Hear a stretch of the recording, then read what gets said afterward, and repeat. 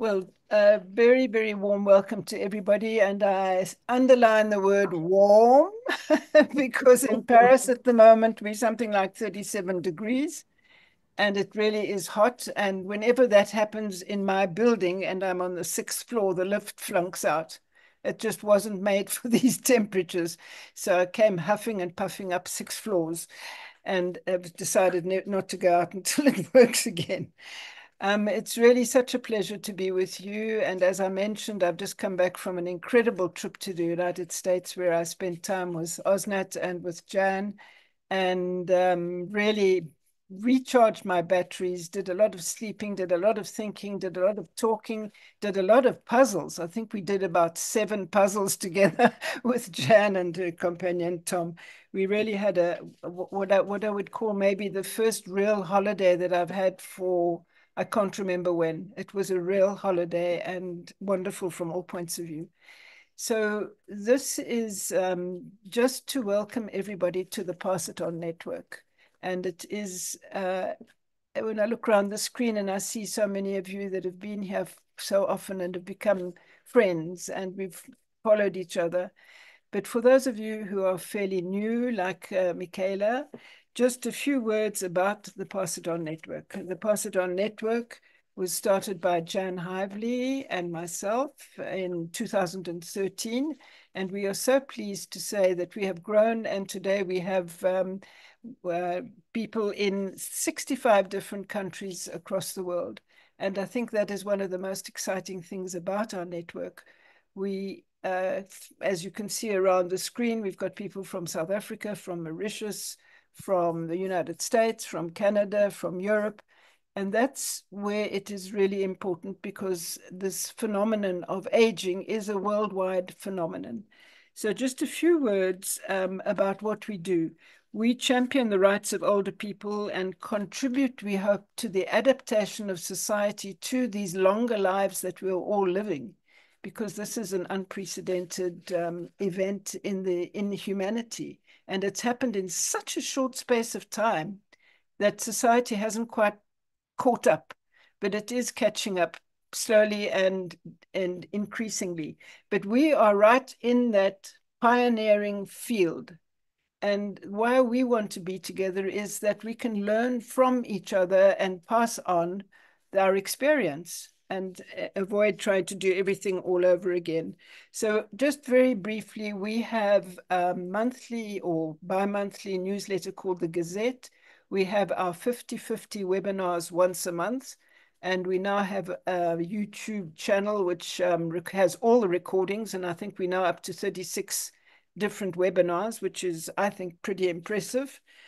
And we try to develop our regional networks. And I'm very pleased to say that we've got two representatives of our Southern African regional network with us today, Linda Smith and Maleba Mekano. And this is really wonderful to have this kind of outreach. We are also very much involved with, as I said, with human rights. And I'm so pleased now, without going on and on, because most of you do know the Pass It On Network, let me hand over to Margaret Young. Margaret Young is the lead person at the Global Alliance for the Rights of Older People. And she's part of Pass It On Network and has really worked with us for many, many years, trying to drive us into the right strategic decisions, which we've tried to follow. And we're not always very good at it, but we've tried, Margaret. And I'd just like you to know how much we appreciate your sticking with us and helping us right throughout this period. So please, would you just give us an update of what happened this year at the Open-Ended Working Group on Aging, because I think it was a year that really marked a difference. Thank you, Margaret. Thank you, Maura. And it's wonderful to be here again and see so many good friends. First off, Parthenon Network has been active at the Open-Ended Working Group on Aging since accreditation, I believe it was 2008 and 18. by Jan and Maura. So it's really a network, as Maura said, that's focused on human rights of older persons.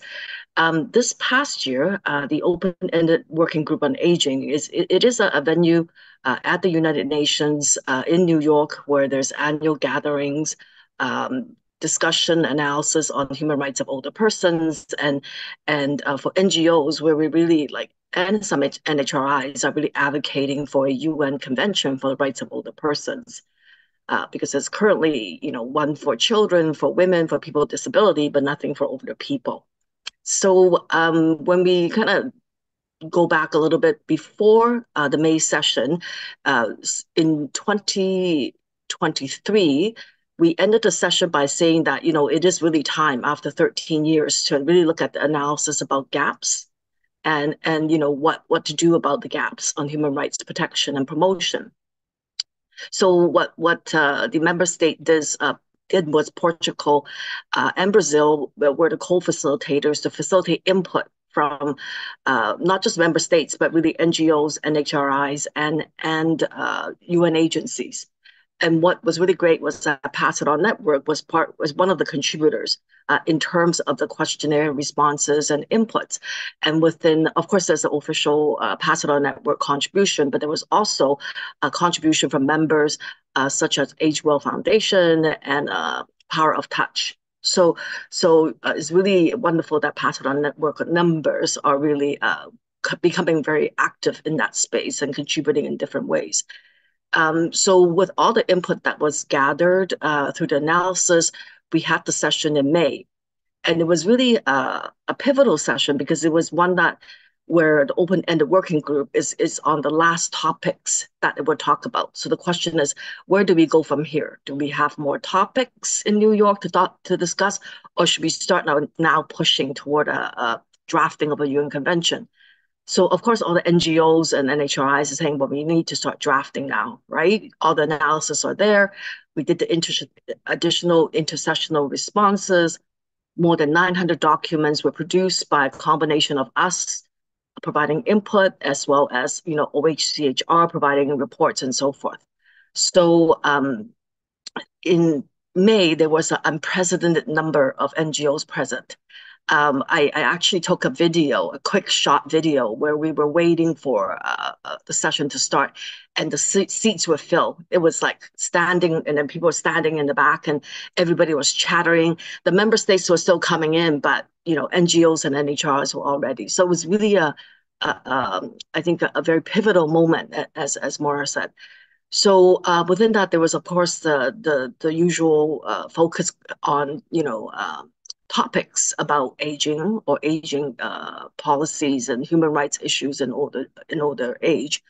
But it was also where we were trying to push for a decision to be made about what to do.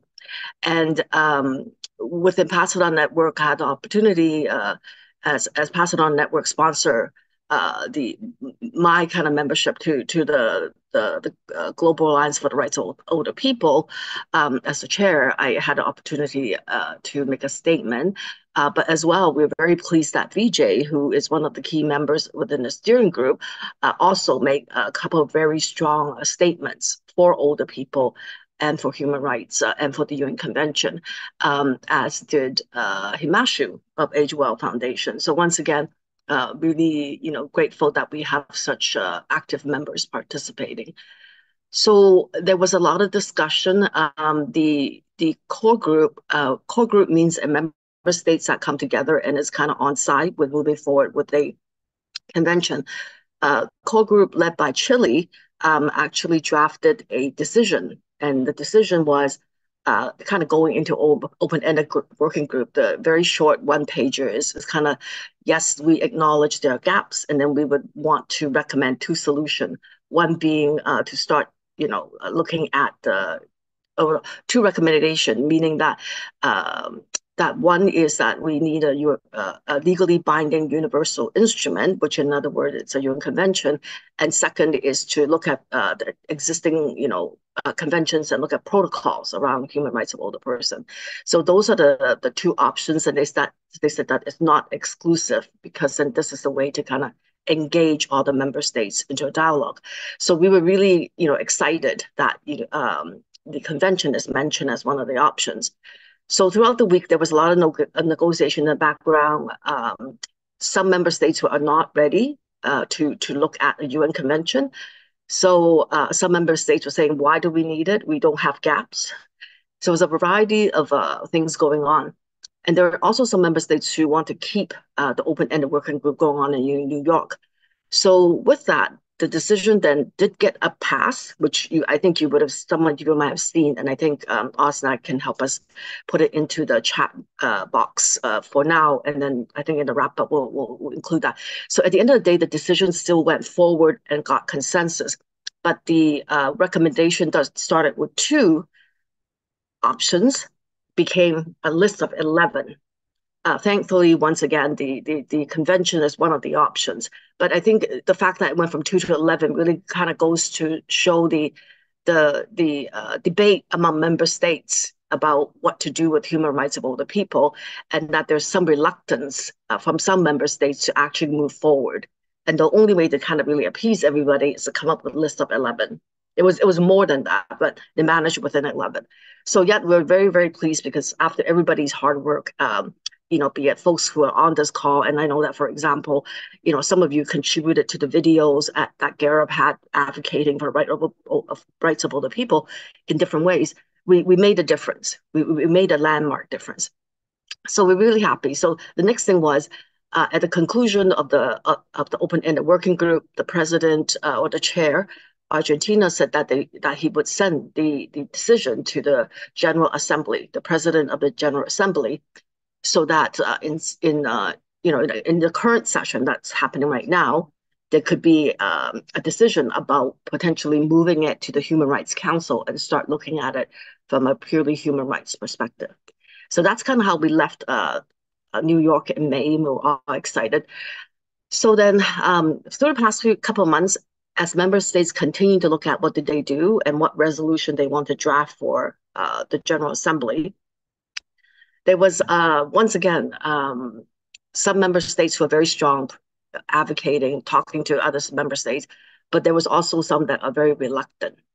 So procedural-wise, usually when there's a draft resolution, if no member states say anything that it's contrary, there's kind of like a agreement in general, then the resolution will go to General Assembly and it'll probably get like consensus adoption.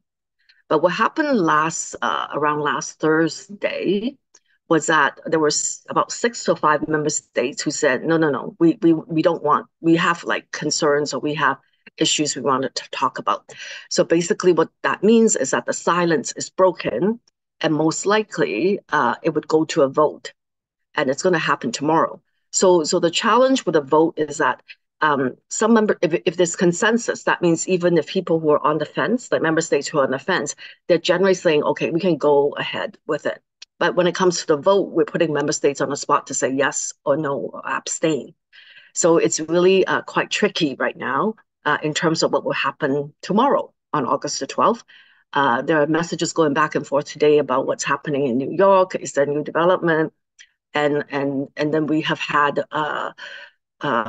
members of Global Alliance who've been writing to talking to the Capitol and the mission to say that we really have to vote yes, because basically the resolution itself is very non-threatening. It's basically saying we want to look at that the work at New York is done, right? We've done good work. We can stop the open-ended working group.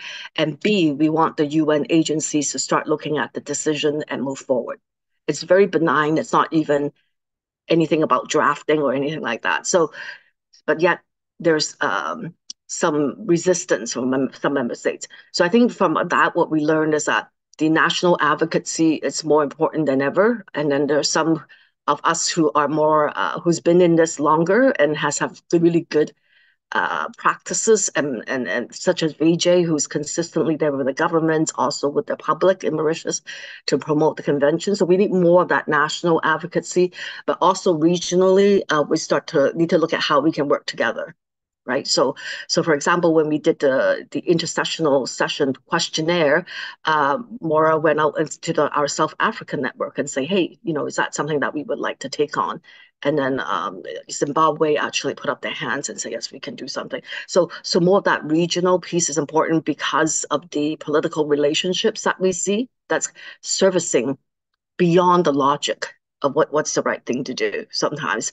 So I think I will end there. I think I'm probably at the 10 minutes or more, and then I'll pass it back to Maura or Osnat at this point. Thank you. Yeah, it's such nail biting to hear what you're saying. We'll wait until tomorrow, and we will include it in our follow-up notes with the highlights of today's call. Just in case you miss any of those links that I just posted in the chat. And I'm going to pass it on to Moira to look back, look forward, look in the moment. Over to you, Moira. Thank you very much, Margaret. It's getting exciting. Year after year after year after year, things weren't really moving, but obviously they were moving, but they were moving very slowly. And it's so nice. It's like a gallop. It's now starting to gallop and build the momentum. Thank you so much for bringing us up to date. And I think we couldn't have chosen a better date because it's very timely what is happening. Thanks very much. The idea is that we run our 50/50 webinar series, and it's specifically called 50/50 because we don't want to be a top-down organization. All of you have such vast experience. You've got a whole lifetime of experience, and we seek to work with you, to learn from you, and to build up on that experience. So what we could just do is that, back in February, we had a 50/50, and we looked at the strengths and the opportunities for PION. And the conversation sort of highlighted our strengths, especially in international collaboration, inclusivity, adaptability, and its role in promoting positive aging. And it also identified the fact that we had opportunities for improving our visibility and deepening partnerships. So this was from a couple of months back, and we'd like to pause now and just seek your collaboration and your advice and your wisdom. So let me quickly run through a few of what's happened in the months that we had. So we've had our wonderful webinar series. We had Dr. Cameron, who spoke to us about the empowerment of the Montessori approach to dementia care. And I think that opened the eyes of many of us to how things could happen. And then in February, as I mentioned, we had this discussion with you on how we can pass it on, is what is the it, and the it is your own special spice, your own special feeling, and what you have done and what you've developed over the years. In March, we had Adrian Berg, who has talked about indeed the ageless traveler, and how we can all profit from this if we have the chance to. And I might just mention here that she's going to be in France shortly. And then in April, Margaret Young, Famada, and Vijay, all pioneers, spoke to us about the rally for human rights of older people.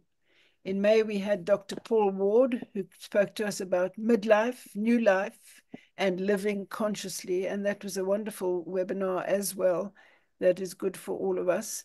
In June 24, Janine van den Berg came and spoke to us about how grey matters in the harnessing of election dynamics to reform the working place ageist policies. And in July, we had Sarah Zev-Jeba, and we preceded this webinar by a very short and informal survey, but that served to show us how other countries perceived this notion of solo aging or didn't know it at all. And that we found very interesting. And we want to do more of this, but we can talk about that a bit later. And then we can go forward to just, as I mentioned at the beginning, we have a regular communications through our Global Pioneer Gazette, and we have a global open house once a month. One is timed for the Americas, Europe, and Africa, and the second one for Asia and Australasia. And that gives us the opportunity to speak to people who don't know us, to tell them about us, and to invite them to come and join our community.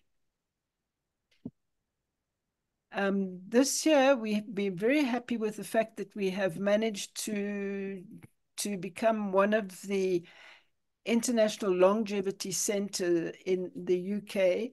We became one of their collaborators, and the International Longevity Centre is a network, a global network of 16 different countries, including South Africa, I'm happy to say, and Japan and France and the UK and in the United States, where it all started. And so we're very pleased to be part of their global collaboration. And we started by organizing a webinar with the Southern African group, and one of their top people came along and spoke to us about their Global Healthy Aging and Prevention Index, which shows 122 countries around the world and how they fit on 6 different aspects of positive aging. And it's very, very interesting. It is available on, it's freely available. And it's a very useful thing if you're writing or thinking about anything, because it gives you an instant measure of 6 different elements across 122 countries.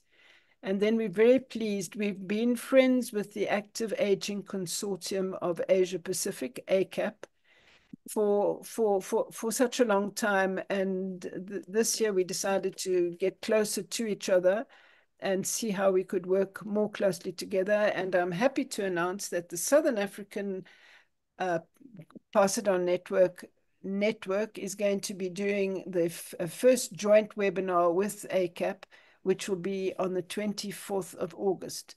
And it's going to be held at 7 a.m. on a Saturday morning, because those are the times that will suit the people in the Far East. And it's going to be taking a look at aging and what the facts and figures are of aging in Southern Africa. Right. And then we've done several conferences, speeches, and meetings. In February, we partnered with Old Up in a project, a European project that engaged 15 countries. And the whole story was about mobilize Europe and engage together. It was called MEET. And it was we in France organized an intergenerational festival for a democratic Europe. And this was to foster a European dialogue between generations prior to the general European elections, which took place in June. And then in May, I went to Albania to attend the EURAG Council meeting. And it was like today, Margaret, it just fell at the right time. It was just after the decisions in New York, so I could bring people up to date. And then in June, there was the Age Platform European Assemblée Générale, annual general meeting. And it was very interesting because it was all about writing the next chapter for age equality in the European Union. So things are really, I think, moving. The picture below is this festival that we did in Paris. And now other trips and other events. The first one in February, I went to Oxford, and that was a very sad, but in fact it didn't turn out to be sad. It was a celebration of the life of Tom Holloway. And Tom Holloway has been a friend of the Pass It On Network for as long as we've existed. And Tom's story was just wonderful. He went out to India after he retired as a computer engineer from IBM, and he got involved with bringing computer technology to the untouchables.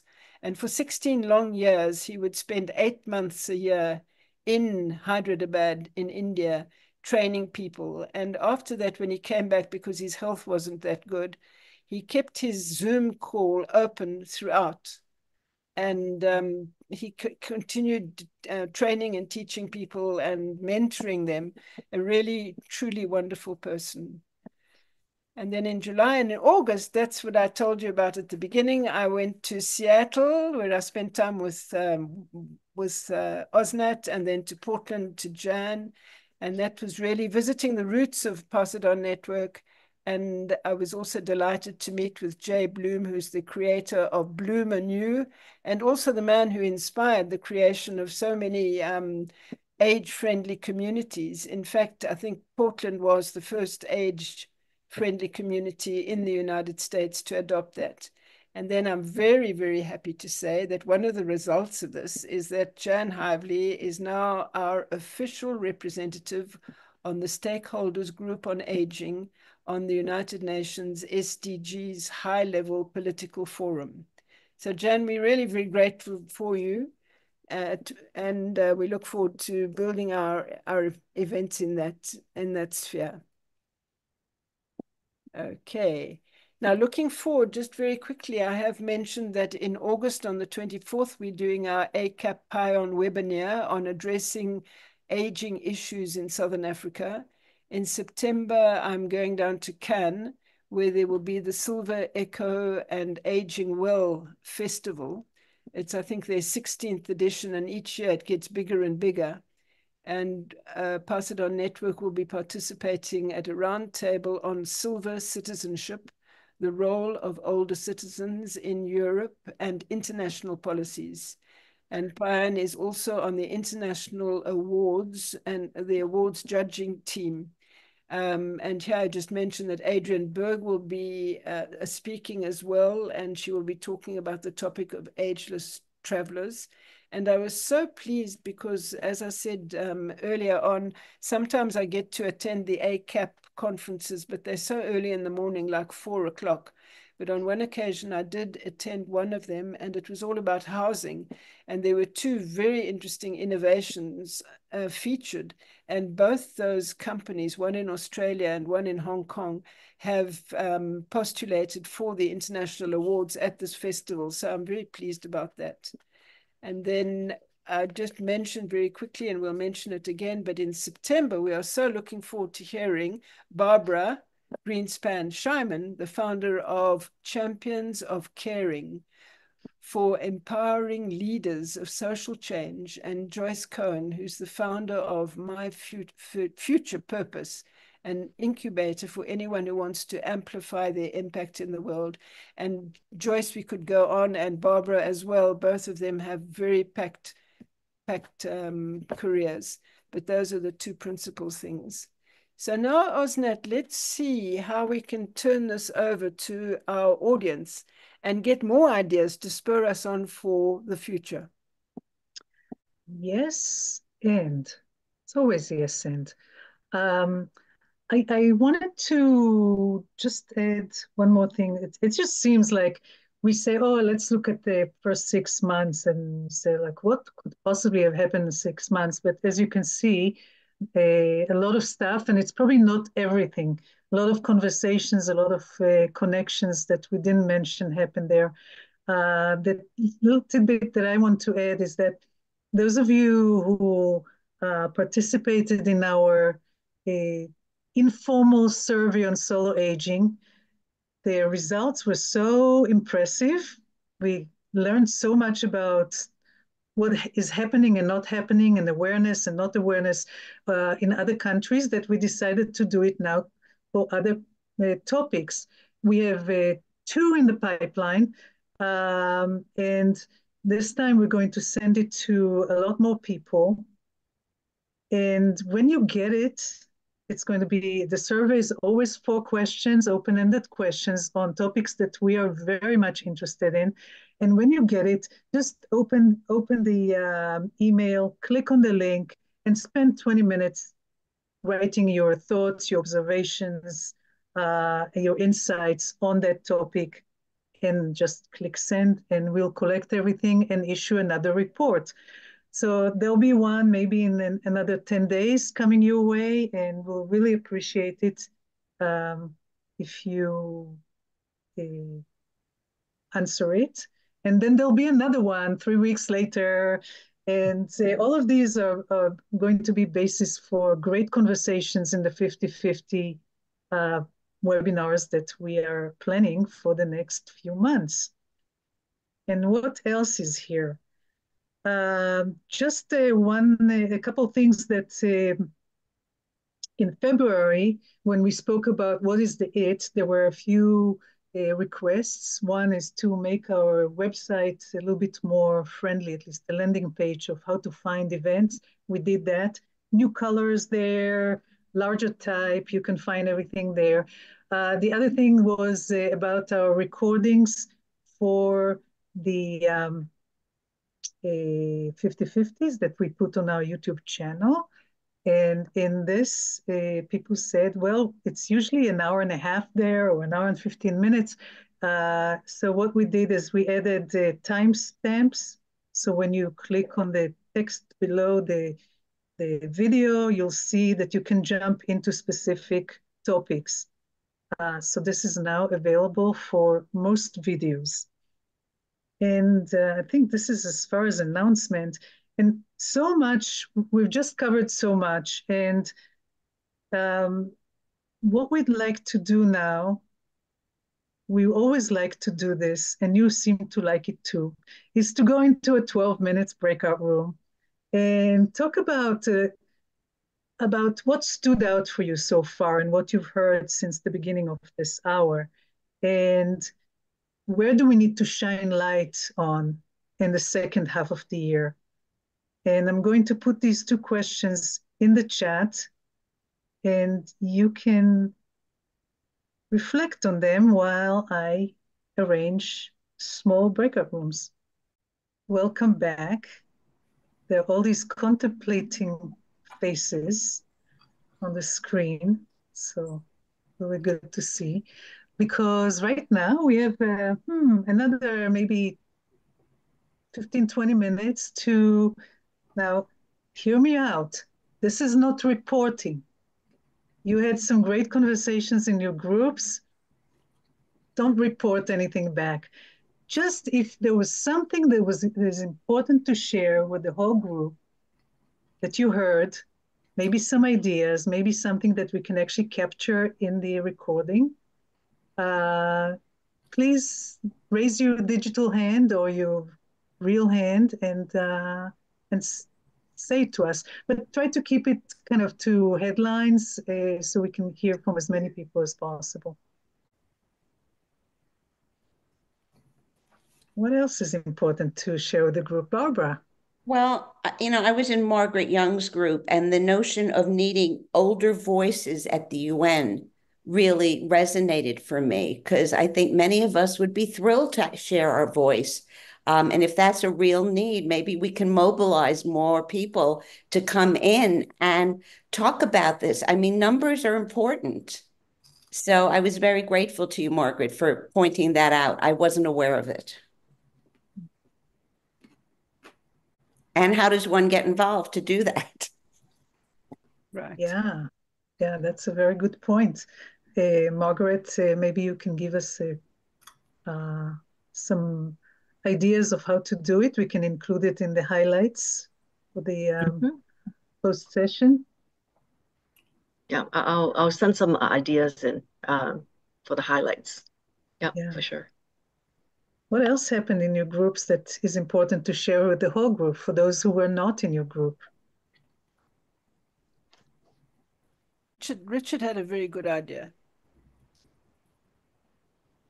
Tell us, Richard. Hi, everybody. So we were talking about two themes and how that they may go together. And apparently this is something that has been discussed in PION, but I had missed it. And that is the sort of the intersection, the interactions between concern about climate change and dealing with that, and also harnessing the power of intergenerational communication. Because, we are, as elders, have a kind of a historical perspective, but it's the young people who are the ones who are going to be really confronting the really serious consequences of climate change, which I must say have all arrived a lot faster than I had expected. them to. I mean, they're here today. And we had a young person, I think she's still here, yeah, Michaela, who's a newcomer who really brought that perspective, younger people. Maybe she can say a few words about that.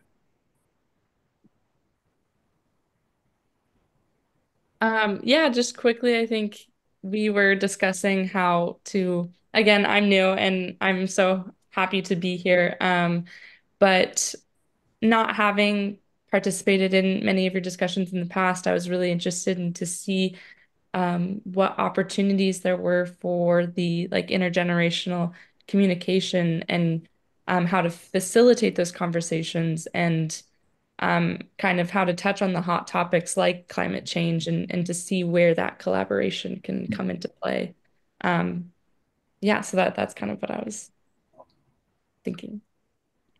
Well, thank you, Michaela. I'll pass it on to Isaac with another younger generation perspective. Yeah, thank you. Hi, everyone. I hope you're all doing well. I just wanted to add as well that in these types of conversations and work that takes place, we uh we're preparing for the future as well.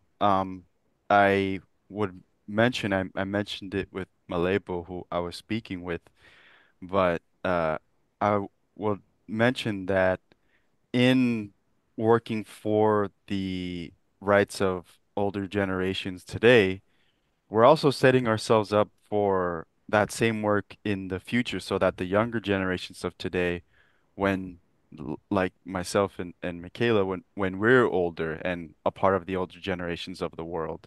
So I think that this type of work is very requires that intergenerational aspect because the younger generations of today, uh, some will get the gift to be able to become older and form part of the older generations of the world, so that the world that is then given onto them can also form this sort of chain between then the future younger generations can uh, continue to form part of those conversations and discuss the world around them and continue to find ways on how to ensure that we continue leaving the world a better place as people get older, so that it needs the conversation for younger people as well, because they'll become older people in the future. So yeah, wanted to add that. Yeah, thanks, Isaac. Cheers from a few and the nods. And yes, it's a never-ending cycle, right? You can't stop time. Joyce, you had your hand up. Yeah, I'm just going to dovetail on what Isaac was just talking about, because when Vijay and I were talking, and he is from Mauritius, and we were discussing the Declaration of Human Rights that has already been passed in and correct me if I'm wrong on this, I think you called it the islands of the South Indian Ocean. And that Declaration of Human Rights has already become policy. However, now he says it goes to a point of ratification. And in order to do that, that requires pressure on elected officials, constant education, and he also talked about training of young people. And we were especially thrilled to hear that because Barbara and I will actually be talking about that next month and mentioning some of the materials that are available to do just that. So I was just energized and excited to hear A, what's already happening and in the works, and B, that younger people are being brought in and made part of this process. So the training, the education, and the involvement of the whole next generations is really vital to the continuation of this whole movement. Oh, thank you, Joyce. I'm saying that Joyce was speaking about training the younger generation, and you are very much immersed in training the older generation. Yes. And this is some kind of a duality that that coexists. And what is your view about that? I think especially from a South African perspective, I have a foot in both camps. Certainly creating training for people to create their next chapters and to be fully involved in life, right from, right to the end is part of our goal here at 50 Plus Skills in South Africa. But at the same time, because from an African perspective, especially South Africa, we have a huge bulge of younger unemployed youth. So we only 9% aged over 60, so a huge portion is young. And so intergenerational solutions are critical as well.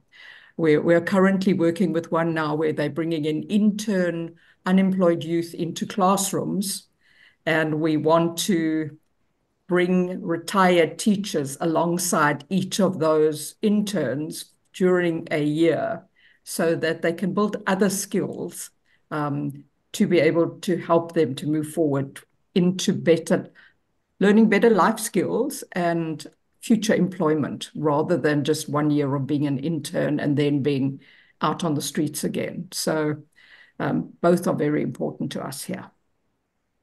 Thanks, Osnat. Thank you for sharing this. This is another way of using the skills and experience and self-confidence of older people to inspire younger people.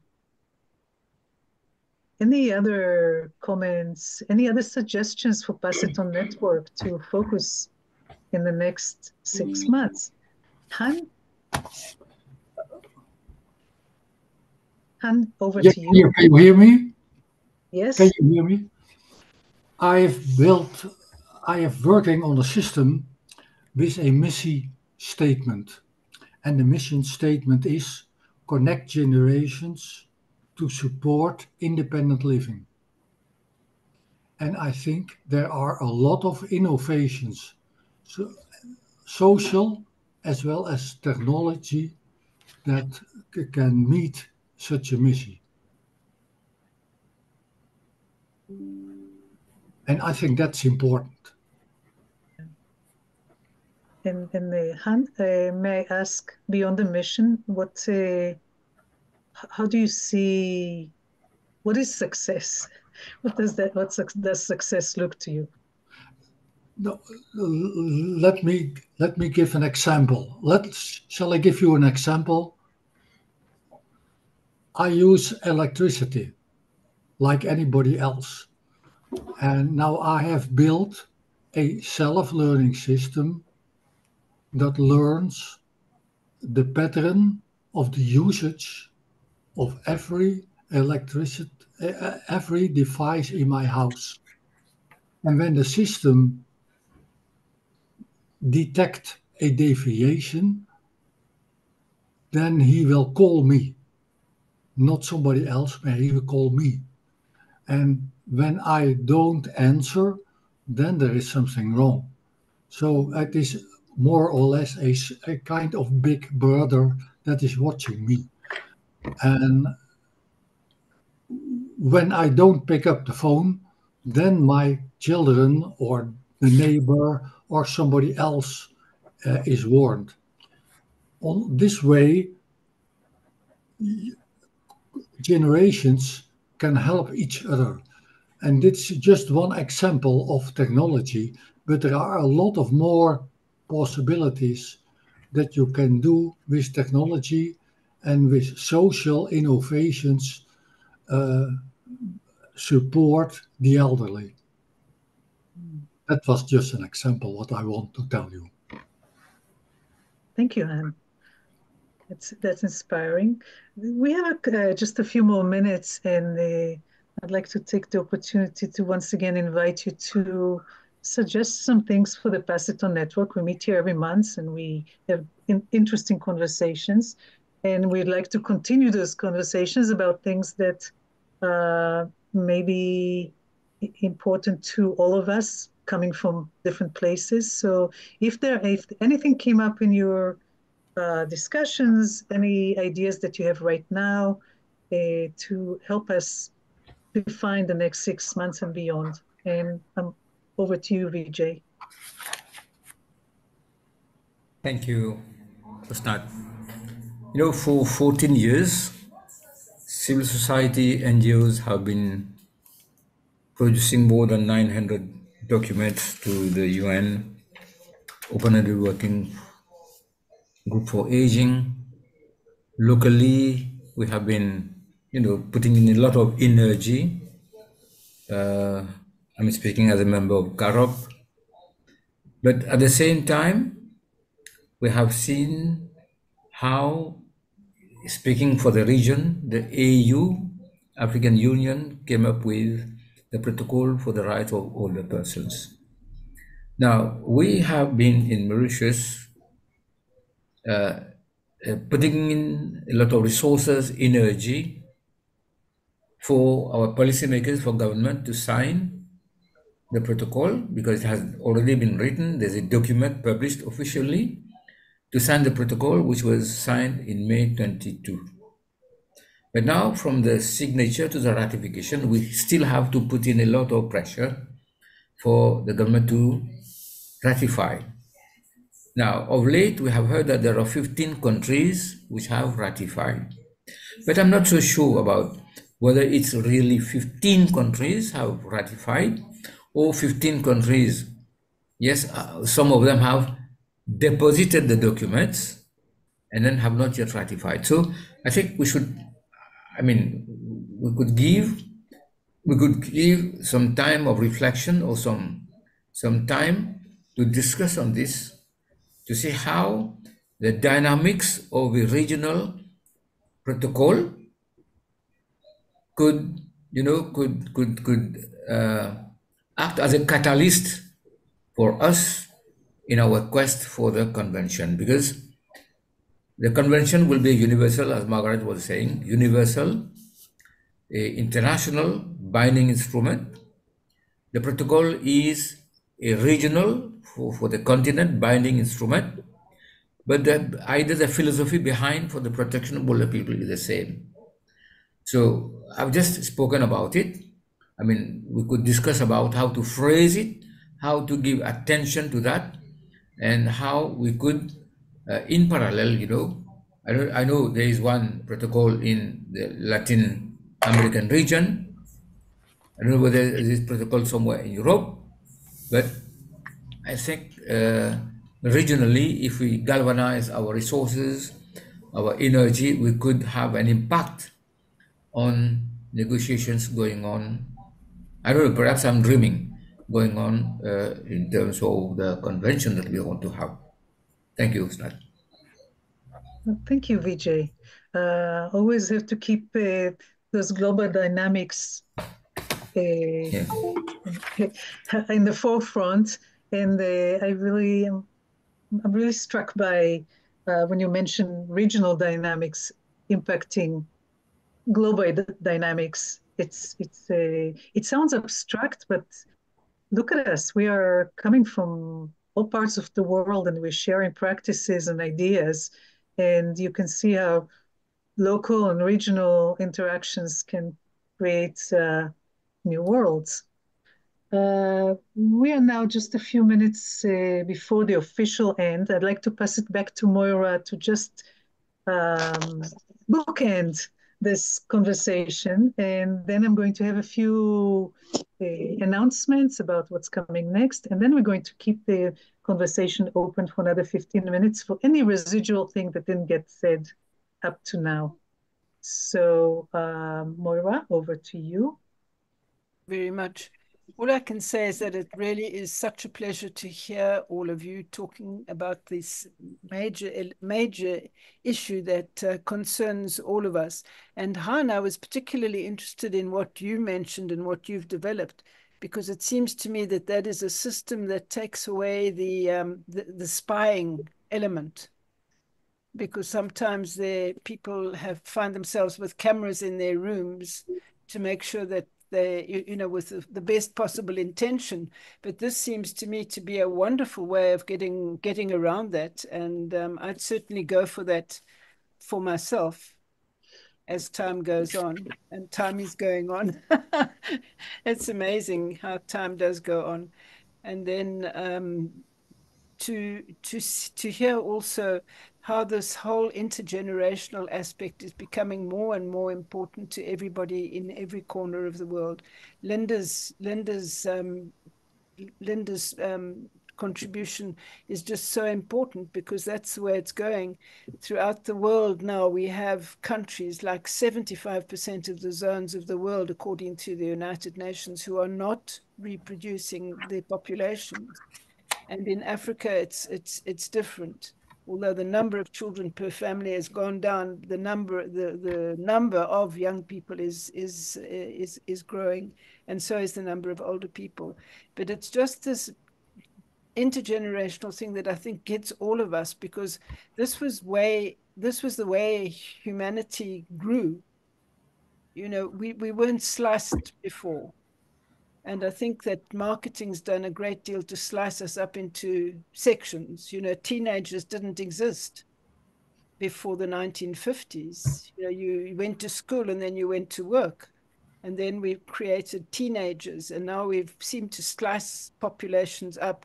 And that's not a good idea, because everybody needs to work together and everybody can learn from everybody else. And we're all in the same boat, and that same boat is our wonderful, magnificent planet.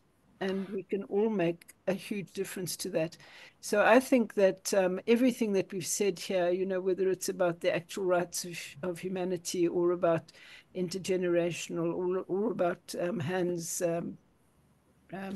presentation, and it's all about the same thing. And I loved Isaac's approach. Every single one of us is on a process. It's like you know, we're born, and then each year we get older, and everybody's going to get older, and we have to make that unscared for people, for younger people, because I think that they do in fact feel that the whole concept is not good. But it's in fact an absolute, and I'm not too sure who said it, I think it was maybe Werner, but it's just such a wonderful thing to be of our ages. You know, and it's not everywhere in the world. I think we are about 10% of the total world population who is struggling, in inverted commas, with the whole issue of longevity. In Africa, that's absolutely not the question, and in Asia, absolutely not.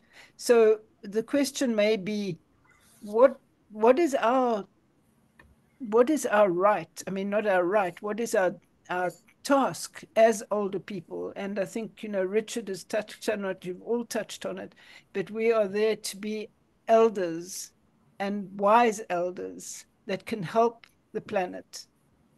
And you know, I think that in the Pass It On Network, we have that caliber of person, and that you're all doing it in your own particular spheres. And maybe we can just spend more time building on that. And I think you're all wonderful. Thank you for coming to our Pass It On Network. I just want to say how moved I was by what was shared today, and how I feel even more motivated to create intergenerational collaborations. I think we thrive when we come together. I feel the pain of getting older and still wanting to be out there and make the world a better place. And then the young people thinking of what kind of world is being left to us.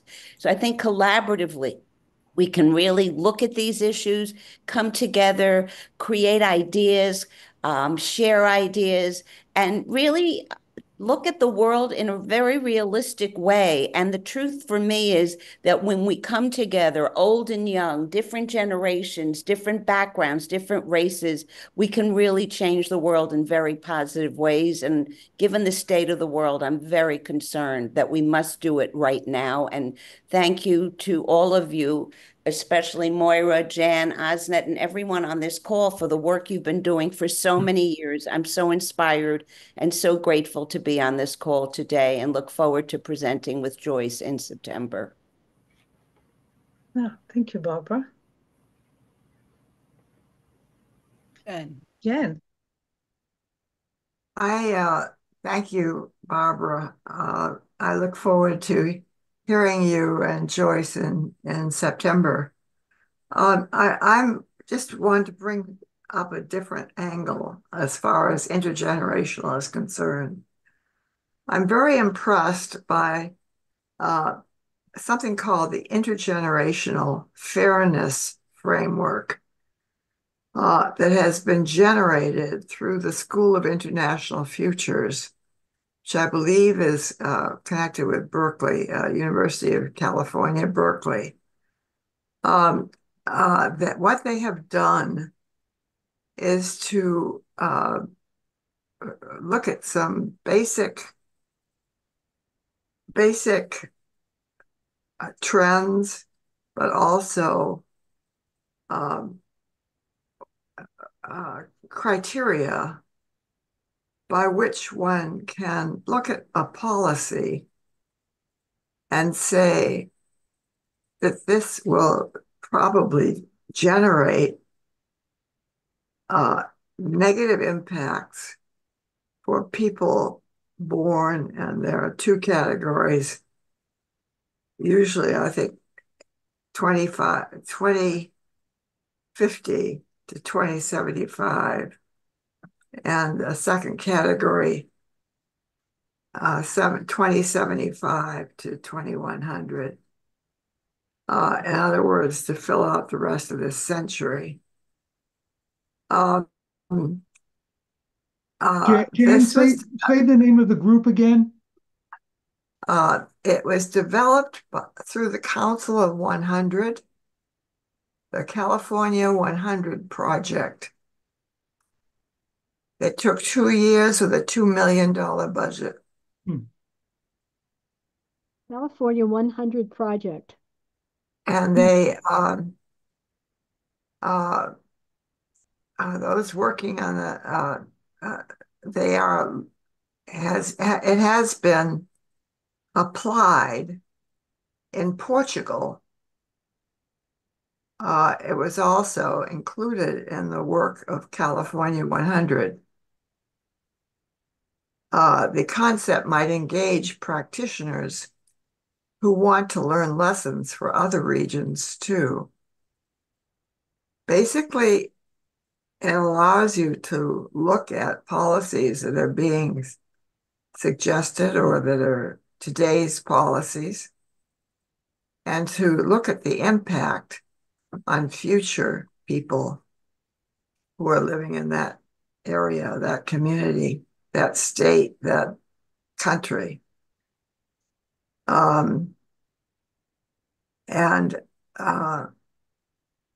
So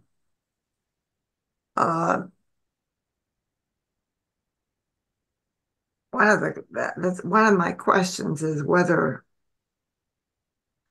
applying the fairness framework might be something of interest for a nonprofit that is affiliated with the Pass It On Network. I'm going to be finding out more about that. And Richard, I thought that you particularly might be interested in it. Well, I'm embarrassed to say, as a resident of California, this is the first I've heard of it. I'm looking at their website now, and it looks like it was a big project from 2021 to 2023, and they've got all kinds of things. So thank you for bringing it to my attention. I did not know. Okay, that's I wanted to be sure that you did know about that. Yeah, and to Richard and Barbara and actually everyone, we really do need to be aware of this whole concept of intergenerational fairness, which is something that I had never thought of, because it may actually frame, Barbara, some of the things that we're doing, and how to just make sure that we think about this and build it into the materials. You know, I mentioned in our breakout group that there is a group here in the Bay Area who is planning a summit, an intergenerational summit around climate change that will involve a group known as the Youth Climate Action Network, as well as a group of elders. And so I think this kind of dialogue is, I think, potentially very fruitful. This is an area I've not been involved with lately, but I'm looking forward to getting more involved. But Richard, when I hear you speak, I think it could be on so many issues. I love that they come together around climate, but the truth is there are hundreds, if not thousands of issues that if we brought young and older together, I think the think tank that would arise from that would be spectacular. I agree. Certainly, I can smell another 50-50 topic here. Absolutely. There is a group that I am aware of here in California called the Long Now Foundation. And this is a group that was, Stuart Brand was one of the key founders. It's based in San Francisco, and their focus is to get people to think long term. They feel like we tend to think in very short periods of time. And for those of us who are older, our time frame on this planet is getting shorter all the time. I'm very aware of that, and now that I'm past 80. But the world will go on, and one of the things that I think more about these days is what does it mean to be a good ancestor, and what is the legacy that we can leave to those generations that are going to carry on and deal with these future issues, because humanity is a long-term project. Reynes, do you know anything about the Long Now? That you put the link there. I've been a long-time member, and the first people I know to use 5-digit years in terms of plenty ahead. None of it's just Y2K, but let's be ready for Y9999 and go beyond it. And their most visible public thing was about designing millennial clocks. It's like, what do you need to do socially and physically to have something that gets maintained and gets understood as languages change, as society changes, and that the kind of thinking that invokes is, I think, really helpful for us. Might be fun to try to get a speaker from there to come talk to us. Yep. Reynes, can I be in touch with you separately on that? Sure. Sure, thank you. I would say to the group, anyone who's committed to a better future and is involved in organizations should try to make them all intergenerational, and to raise that as a thought process so people start really understanding the value of the collaboration now, passing on the values, learning from each other, because I think it should be in every arena, in the workplace, in social activism, whatever we do. And I can tell you that the greatest joy in my life right now is the collaboration we're doing with college students at Temple University in Philadelphia. The relationships that have been formed, the meaning that has been garnered for all of us, and especially for some of our seniors who are in their 90s, who sort of feel they're not valued that much. To see the respect that they get from these students is beautiful. And for the students to see how much we care and value their input. I think it's the way the future should be, or right now, the present. Barbara, what is the focus of that project? There's a course at Temple University on positive aging, and we've partnered with Osher Lifelong Learning and LPN, and the professor teaches, the students teach, and the seniors teach. And I can just share a very funny anecdote about one of the students decided to teach about sexual preferences in their lives today. And they talked about polyamorous sex. And we were so moved as seniors that they trusted us enough to speak about what their world is like. And they were so thrilled that we were not judgmental. As a matter of fact, a 95-year-old said, had I known all about this, I would have had so much better a life. And, just to know that we can be open, we can be honest, we can share our foibles, our strengths, our weaknesses, and be accepted. And that's why, to see Isaac and Michaela on this call is so heartwarming, because that's the future. And it's the present. And we can make that present happen. And we now have intergenerational cafes, which Joyce and I will be talking about at next month's meetings, where we bring together all generations to talk about, what do you care about? What are you passionate about? What are your causes, your interests? How can we work together? You know, number of years ago, there was a professor of anthropology at Stanford named Cliff Barnett, and he taught a course that was similar to the one you're describing about. And the way he described it is he had the undergraduates from Stanford, and then he would invite in a group of overgraduates, which were the elders. Uber graduates. Uber. So he would bring together the undergraduates and the overgraduates to work together on projects. That's great. And you know, in having spent so many years in business and still doing a lot of consulting, the workplace concept of exactly what this conversation is called KT, or knowledge transfer. And it's how do you take the older workers who have either retired and come back, or they brought them back because they're the only ones who know how to use old equipment that's being recycled, and teaching younger people and putting those two mindsets together. And it is fascinating, the work that's coming out of, and it's happening at a department level, because it's not being brought in at a corporate or at a C-suite level. So it's interesting to see what's happening in knowledge transfer in business, which directly relates to what we're talking about in education. You know, I gave a talk a couple of years ago in Japan to a large company that wanted to talk about older workers. And because Japan is as a friend of mine says, is now a super aged society, and they still have a mandatory retirement age of 60, which is kind of crazy. But it struck me that there's a lot of talk about diversity in the workplace, and it usually implies gender and racial and ethnic diversity.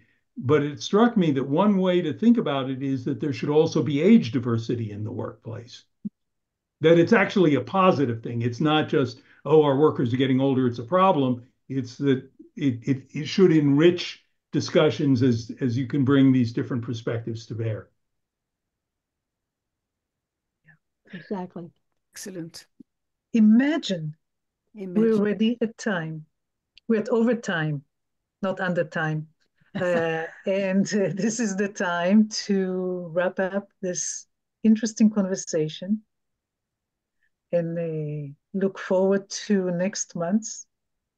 It's the 9th of September. Mark it on your calendars, where Joyce and Barbara will join us to speak more about all that and more. And that's it. Thank you again for showing up and for being here. As always, see you soon. Okay.